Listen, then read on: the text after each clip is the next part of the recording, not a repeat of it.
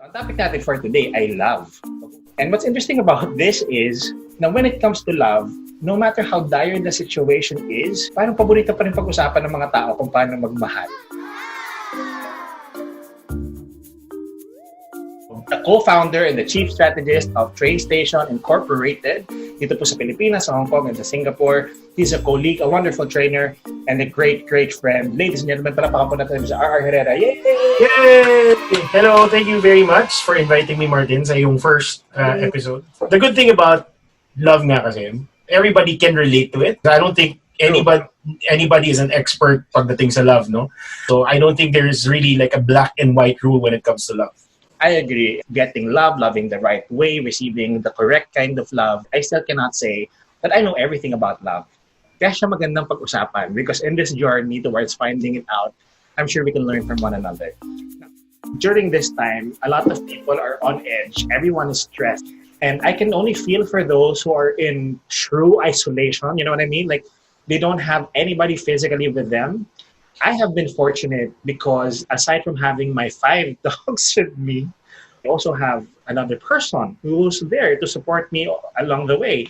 But with us, it's been a challenging balance of like finding enough space for yourself and at the same time bonding because kailangan din talaga ng human interaction na you don't want to feel that you're alone in this. Yes. How do you find the balance? Oh, it's hard. Kasi nga, before, mas may time kaming dalawa. But now, there's more work. There are more things to do when it comes to the children kasi we're here all day. Wala talagang time kaming dalawa together. Nabawasan talaga siya. And our bonding time really is before going to bed, we watch K-dramas. Diba? Alam mo yun, kahit, actually, hindi na nga kami masyado nag-uusap. Kasi nanonood lang kayo, di ba? But I think kahit hindi kayo mag-usap, it's that moment that you're doing something together. It's really communication.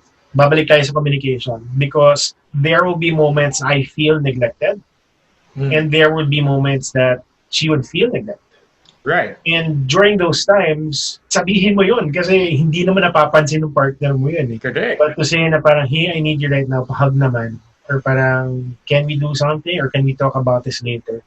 I think, yun eh. Other couples, they let it pass and it works for them. Go ahead if it works for you guys. But for some people, what they do is, may sama ng loob or parang when they need their partners and Yes. the partners are not there for them, they hold it against their partner unless ang partner ayaw manghula, di ba? Pero I think that's unfair. Di ba? So just be open. Just communicate. If you love that person so much, you do want that person to be happy. And at the same time, during this pandemic, habang lahat ay naka-lockdown, it's so easy to drive each other crazy. So if you're that kind of person, kung nakikinig ka ngayon and you have this situation, maybe you have a partner, or maybe we're talking about your family members here, ang suggestion ko lang is for you to increase your level of empathy. I-level up mo yung empathya mo kasi sobrang kailangan yun sa panahon ngayon. Bakit? Kasi we have been called upon to level up at a very quick pace. Technology, right? Yung dati hindi ka naman nag-zoom, pero ngayon kailangan mo ng Zoom. You have to make all of these different adjustments when it comes to different aspects of your life. And I believe that when it comes to our relationships during this pandemic, we also have to do the same thing.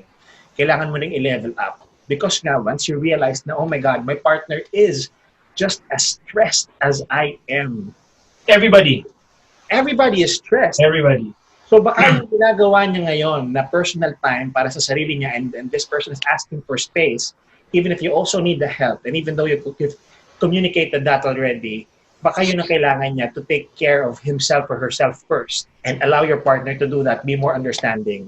Alam mo pa what helps us also is we need that break, that me time. Pag sinabi kong this is my me time, I will go outside sa terrace. Walang magbabother sa akin. But malalaman lang yun dahil sinabi ko sa kanya na it's my me time. Correct. Diba? Kasi lahat kailangan ng me time. I usually have my me time in the banyo. Because I stay there. Sometimes, ito nakakatawa, may dala akong drink.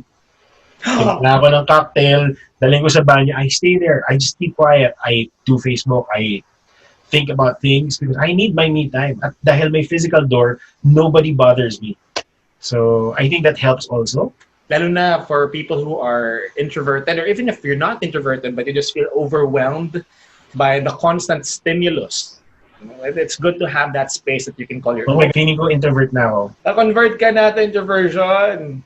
Oo, so kasi now, parang na-feel ko talaga na parang, ako muna, dito lang muna ako. May ganun akong time. When I go out, may time limit. Okay, fun. Pag uwi tara, uwi na tayo. May ganun ako. I think one of the most common questions that people ask about love is yung unrequited love. What if you find yourself in a situation wherein you love a person pero hindi ka niya mahal? Anong pwede mong gawin? Anong advice ang pwede mong ibigay? Hindi ko naniniwala dun sa pagmamahal na dahil hindi binabalik sa'yo, hindi mo na siya mahal. Hindi mo siya mahal in the first place because when you love someone, I think you love that person no matter what, regardless. Kung hindi man mabalik yung love na yan, so what? Diba? Now, iba yun sa pagpapakatanga ka. Pwede kasing mahal kita, period, that's it. And I can love you from afar. True.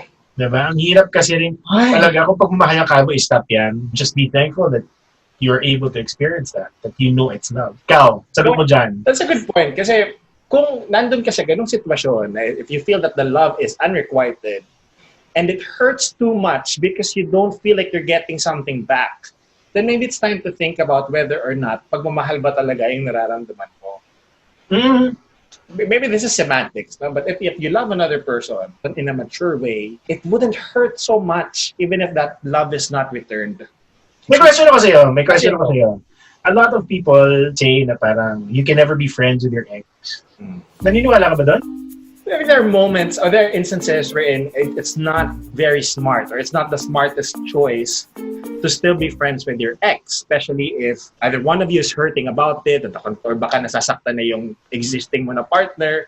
Of course, you would want to be considerate to your partner's feelings also. Is it possible for exes to be friends and still care for one another na okay din sa current partner mo and all will be well in the world? Absolutely. I think it's possible. Kaya nga sabi ko nga, itong pagmamahal na to, you're correct, wala talaga expert eh. And then no one will have definitive answers. It will still depend on your personal situation. But anyway, may mga tao kasi, pagka hindi sila mahal ng taong mahal nila, ang pinag-iisipan nila, titigil ko na ba yung pagmamahal ko? O yung mga kaibigan mo, di ba? Like your friends, you would give them advice na, uy, tigilan mo na, hindi ka mahal ng taong yan. Pero kahit na anong sabihin mo, nanghingi ng advice, hindi sinunod. Bakit ganon? Iba yung the feeling of loving someone and acting on it. Correct. Because again, if it's just, alam mo yun, I think the reason why some people or the friends usually say that because alam ng mga friends ko yung tendency kagagahan or kagaguhang ginagawa na itong taong fall in love. But again, if you're not going to act on it, go. Okay lang yan. So advice really is when you love someone, write it out. Totoo. Write it out. Minsan may mga tao talaga na dumadaan lang and they're not meant to stay for good. Pag tapos na ang kwento ng tao na yun sa buhay mo, ibig sabihin, natutunan mo na kung anong kailangan mong matutunan. Uy! Tatanungin mo bakit?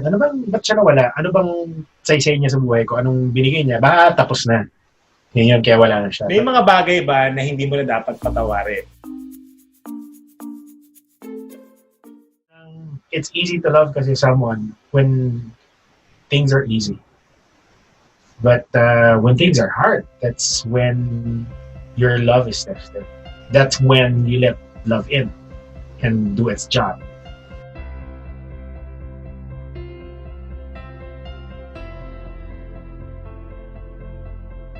Kahit na minsan mahirap magpatawad ng taong mahal mo, forgive anyway. At least forgive this person for yourself. Kasi ang hirap nung may tangay-tangay kang anything negative. And sometimes we punish ourselves by harboring these kinds of emotions. Move on na yung tao, ikaw, may hinanakit ka pa rin. O may sakit ka pa rin nararamdaman. So tama ka na parang you're not doing it for the person, but you're doing it for yourself because you don't want that burden. Kakasakit ka lang yan. Totoo. Now, how do I make my dates more memorable? Effort. Kailangan effortan. It doesn't matter if it's expensive or sobrang tachipan or sobrang corny niya na nakakatawa siya at sobrang naging interesting. Just be creative. So, ano na yung pinaka-interesting na naginawa mo? Pinaka-interesting na ginawa ko, lagi kasi ako interesting eh. Tips ko sa dating. Number one, kailangan pareho kayo ng intention for the date. Kung simula pa lang, nasa-sense mo na magkaiba kayo ng intention, huwag mo na ituloy. Kasi For example, ang trip mo lang ay lumandi for that particular date. Pero nasa-sense mo na yung ka-date mo ang gusto ay seryosohan. And that person is not the right date for you. One of you will definitely get hurt or disappointed with that setup. So maganda na simula pa lang, pinag-uusapan nyo na itong mga bagay na ito. Diba? Swerte mo na lang kung nagkataon na na-convert mo siya. So paano yan, yung mga tipong, so I'm not looking for anything serious right now, ganyan. Madalas, people already know what they're getting into. Right? That's the usual case. So you have to find people who are like-minded in that sense. So para lang mas madali. Alam mo, pinaka naalala ko sa'yo, I don't know if you remember this, in one of your dates, I think, parang we met up after, parang nagkita yata tayo sa Starbucks or something, parang nasabi mo yata na parang, nasa naman yung social graces ng tao yun. Hindi ko na ito maalala. Sige nga. Hindi mo na maalala? Kasi ano to? Sabi. I remembered that kasi parang for me, oo nga, no? When you meet someone for the first time and think yung social graces, oo nga, it's something I look for sa mga kadate ko kasi parang I don't want to be put in a situation na napapahiya ako. So, maybe that was a big thing for me then. I also know for a fact that another person will not mind the social graces. At the same time, meron din naman na pagka nahanap mo yung tao na mahal mo, kahit na hindi rin siya pasok dun sa mga standards mo, sometimes you throw your standards away because the love is stronger than the standards that you have imagined for yourself. Some of the things that we have learned with this conversation are, number one, kailangan mahal mo sarili mo, especially during this time. Kasi sa pandemyang ito, it's looking like a marathon and not a sprint. So kailangan mo ng maraming gas, mukhang matagalan pa ito. And it's not just Covid19, it's also all of these other things that are happening in the world, and the lack of love. So because this is going to be a long fight, ang hirap lumaban kung may sugat ka sa paa. So make sure that you heal yourself first. Gamutin mo ang sarili mo, mahalin mo ang sarili mo. And that's the only way for you really to love another person fully and to help out others as well. We talked about having increased empathy during this lockdown because maybe they're also in a place of stress or distress, and they also need you to be more understanding of where they are and what they need. Now is the time to love more and love fiercely. Ibigay mo ng todo because that's the only way to combat hate.